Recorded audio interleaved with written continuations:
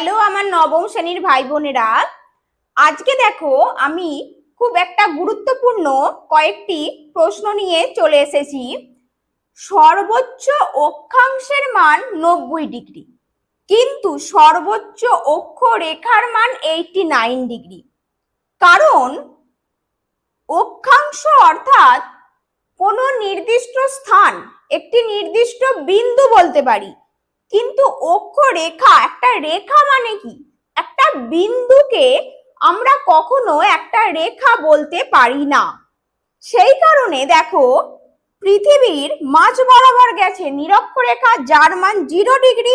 এবং আমরা কি জানি, নিরক্ষরেখার উভয় দিকে উত্তর ও দক্ষিণে অক্ষরেখাগুলির মান বাড়তে থাকে, কিন্তু পরিধি কমতে কমতে 90 ডিগ্রি উত্তর এবং 90 ডিগ্রি দক্ষিণ অর্থাৎ সুমেরু এবং কুমেরুতে গিয়ে বিন্দুতে পরিণত হয়।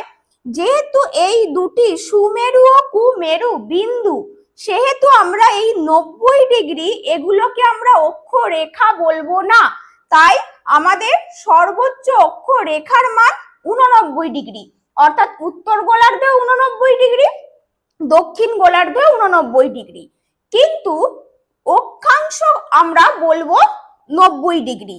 এবং মোট অক্ষরেখার সংখ্যা 179টি। এগুলো কিভাবে পাচ্ছি, অর্থাৎ অক্ষরেখার সংখ্যা কিভাবে পাচ্ছি, অক্ষাংশ ও অক্ষরেখার মধ্যে পার্থক্য কি, অক্ষরেখা কাকে বলে, এদের বৈশিষ্ট্য, এগুলি সামগ্রিকভাবে যারা বুঝতে চাও তারা আমার চ্যানেলের প্লিজ লং ভিডিওটা দেখে নিও।